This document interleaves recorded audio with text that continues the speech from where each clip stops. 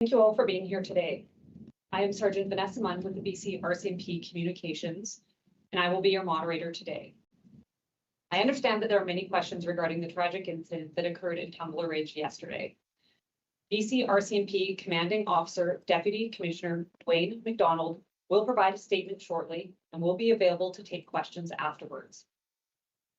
Additionally, for any French-speaking reporters, we have Corporal Alex Berube available online to respond to questions in French as well.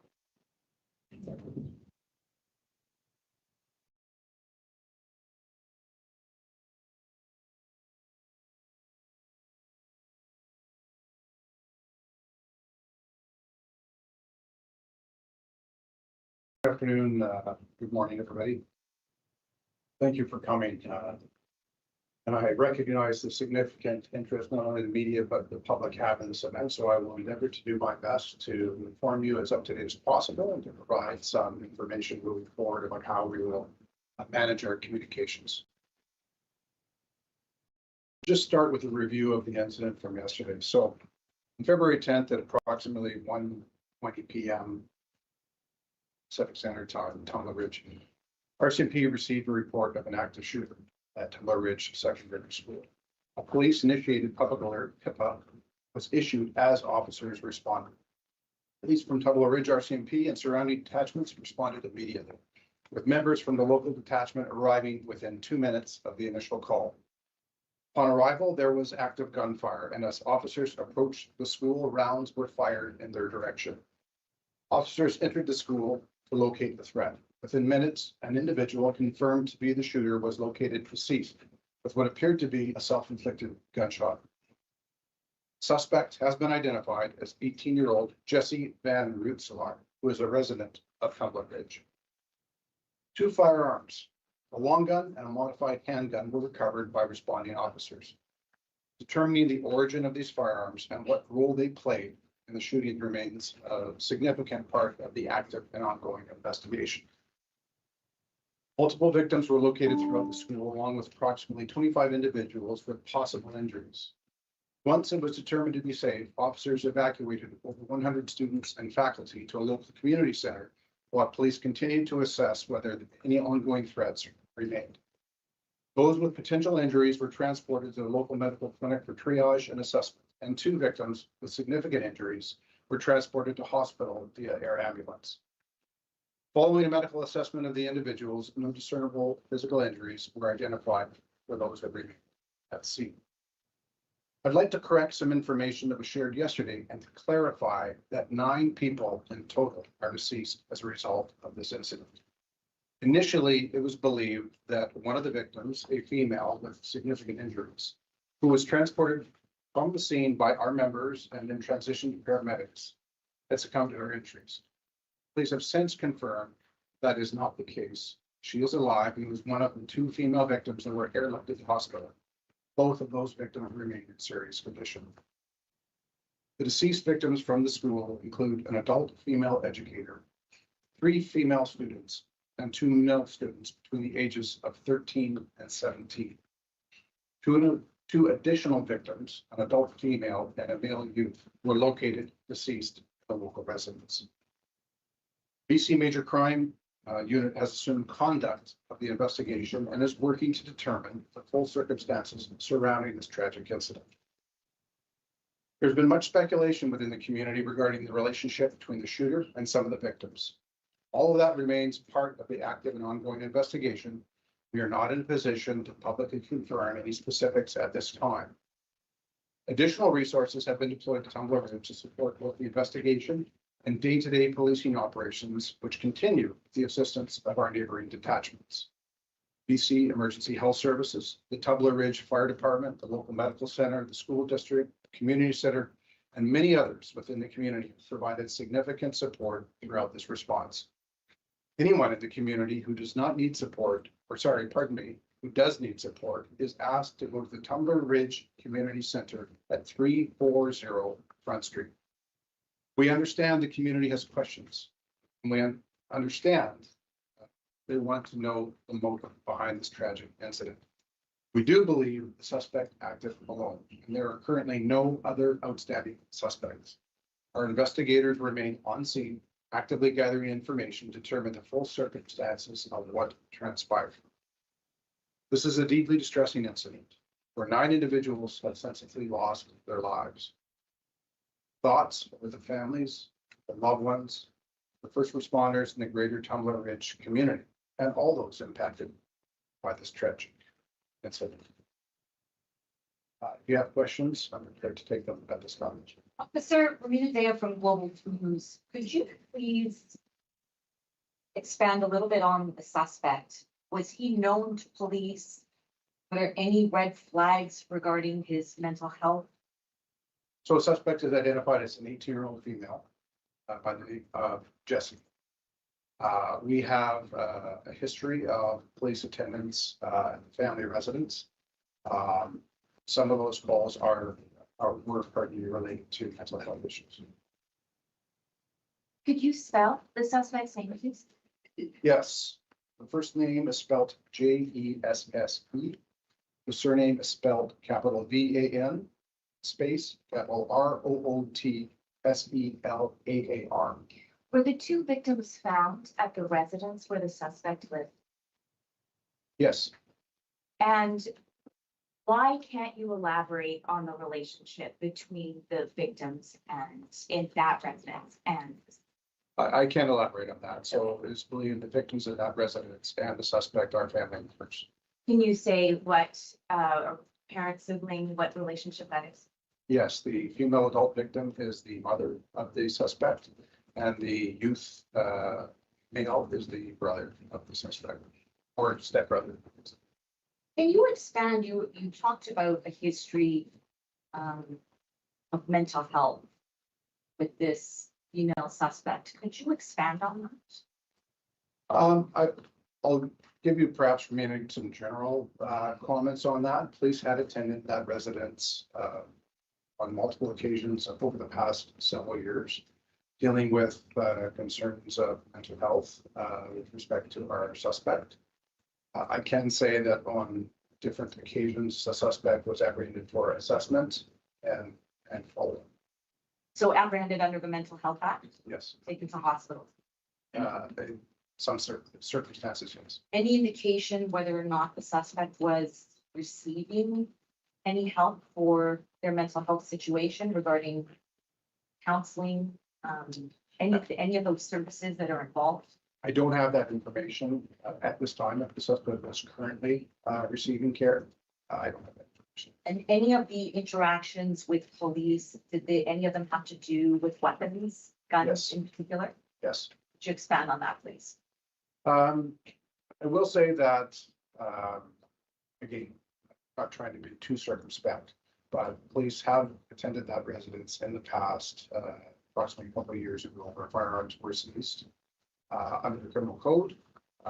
I can say that at a later point in time, the lawful owner of those firearms petitioned that those firearms to be returned, and they were. Were criminal charges laid in relation to those firearms? So I'm What's West in- West with FYI Media. My question is, we've heard all around the world, reports coming out from the different media, not local, but world. And we've heard people from Tumbler Ridge, actual people that know the shooter. And they are all saying that this person is transgender. Why is the RCMP not speaking to this? Why are we hiding this from them? Well, first off, thank you for your question. We're not hiding it. In fact, you're the first media to ask the question. I will say this, we identified the suspect as they chose to be identified in public and in social media. I can say that Jesse was born as a biological male who approximately, the information that I have, approximately 6 years ago began to transition to female and identified as female, both socially and publicly.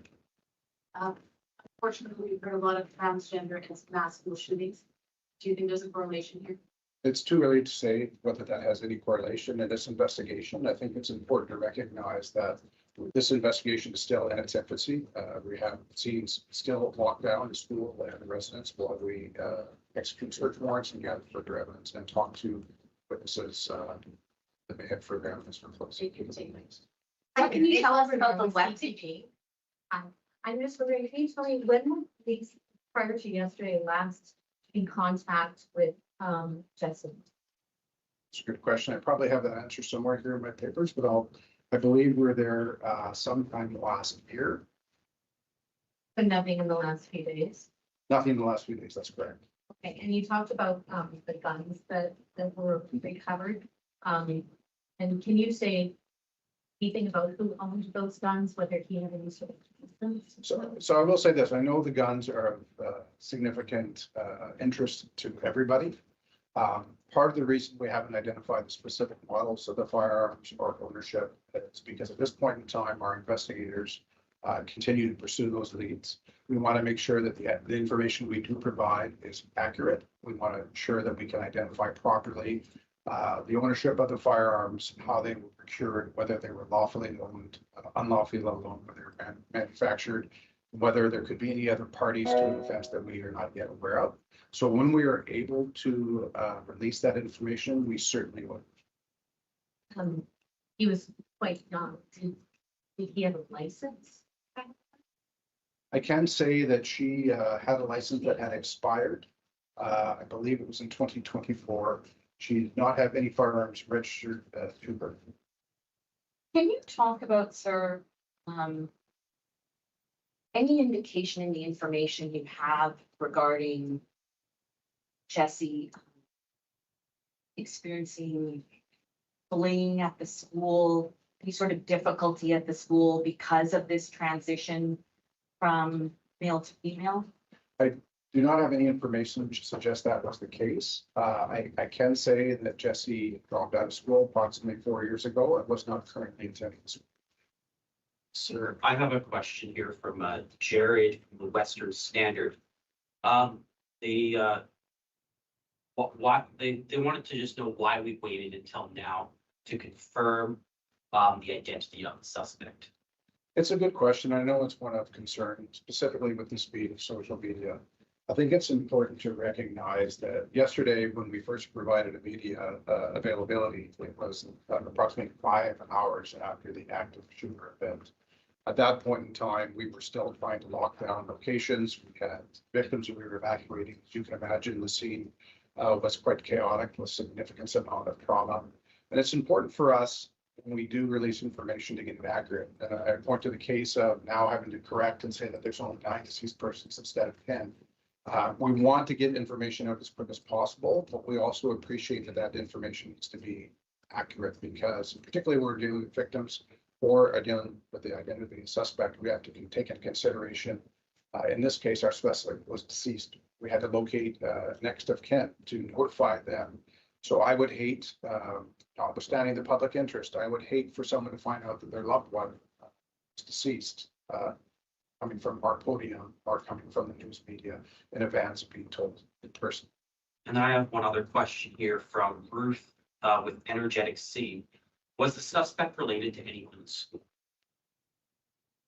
I can say that the suspect was not related to any of the victims of the school. I don't have any broader information beyond that, other than say that the suspect was related to the 2 victims at the private residence. Did the suspect leave a note or any other communication in advance of this happening? Not that we've located so far, but we are continuing to pursue that. So are you able to give us sort of what the police's working theory is on why this happened? Well, we don't have an idea yet as to motive. And again, recognizing we're still less than 24 hours into this incident, it is something that we are certainly passionately pursuing. But it would be too early to speculate on motive at this time. Was there a poll put out to be on the lookout for prior to the shootings regarding the suspect? Not that I'm aware of, but once the shootings commenced, we did issue the public police alert. And did police open fire on the suspect? Well, police did not return fire to the best of my knowledge, but it went into the school. Where in the school were the victims killed? There was one victim that was located deceased in the hallway, in the stairwell of the school, and the others were located, I believe, in the library. Can you comment on the home of the shooter? Was it in disarray? Sometimes when there's some sort of abuse going on, there's certain things you can see in a home? Was there anything like that apparent?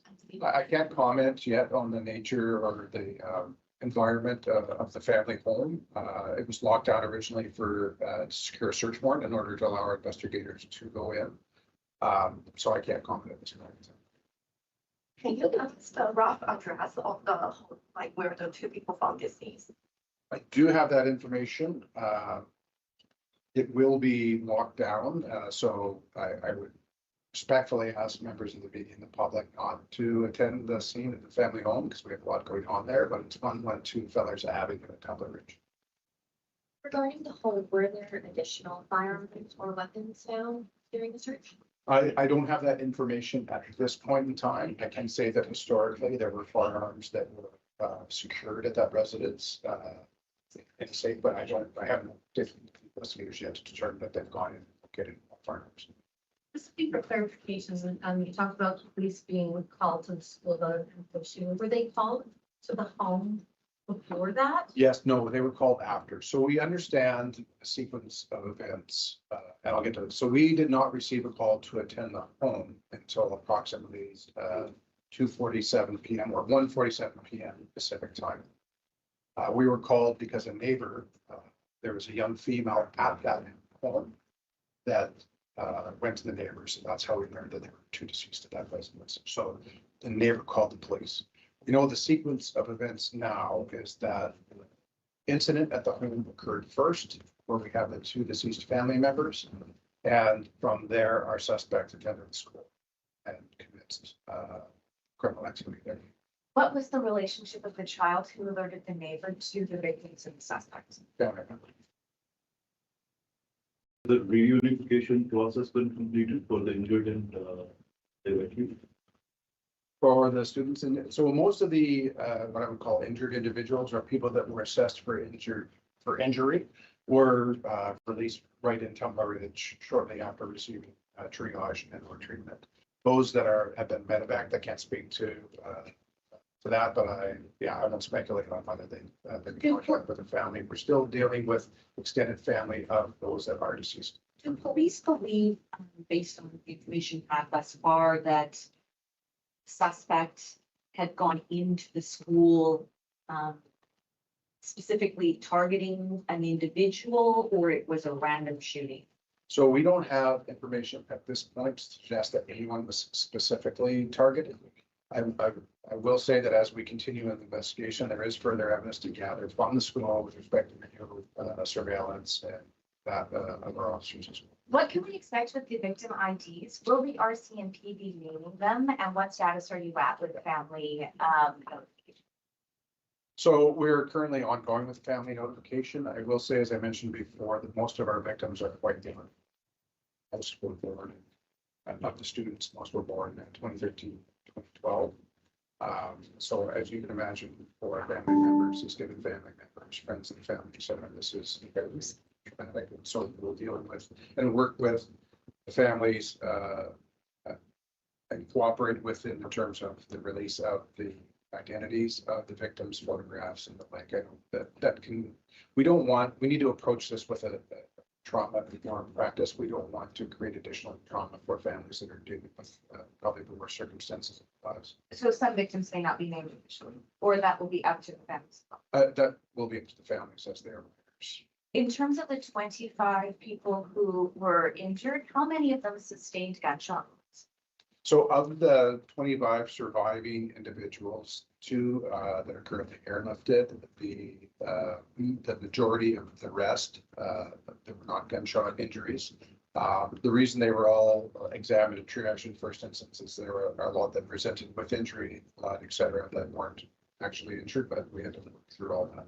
So what kind of injuries were they? Was it like glass or? I don't want to speculate on the exact details, but you can imagine in a chaotic situation where the students and faculty are barricading themselves in a room, that any types of injuries could present. Were there any, you mentioned that there weren't any recent, no recent involvement with police and the suspect, but were there any calls, concerns by anyone in the public to police about the suspect in recent days, weeks, months? The most recent incidents I have are from spring of last year, so we've checked our place in indices and databases, et cetera. I don't have any information that there's been anything since then. And could you give us the context of the spring of last year? Similar to what I said before, with concerns regarding mental health, self-harm, those types of concerns. Okay, we'll take 2 final questions.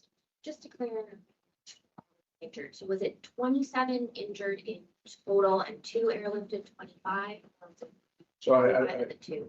I don't mean to smile about that. To clarify that, I'm going to say I'm not entirely certain because we have an injured from gunshot wounds. We have deceased and we have those that were triaged at scene. I'm going to say that the 25 that were triaged at scene are separate from those that were airlifted and those others. And then, sir, we just have one other question here regarding the victims. The ones that were airlifted, do we have any updates on their status at this point? Critical to statement. Thank you, sir. Thank you.